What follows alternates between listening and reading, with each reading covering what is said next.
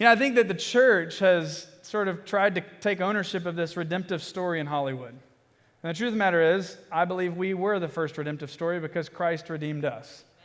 But we don't own the redemptive story, and Hollywood has been doing it a lot longer than any church has started making films for Hollywood.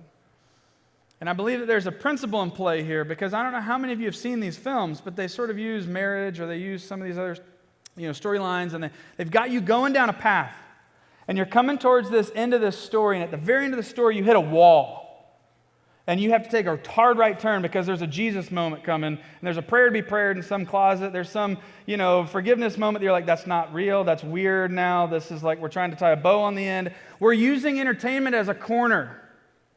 We're trying to point people in a direction. At the very end, we're taking a hard right turn and going, here's Jesus.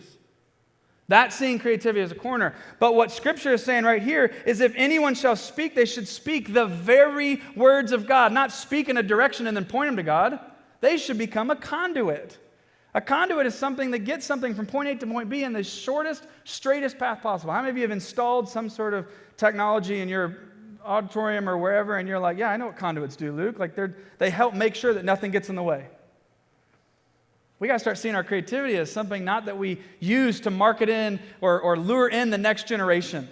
We don't create moments on Sunday morning so that people go, that was cool, right?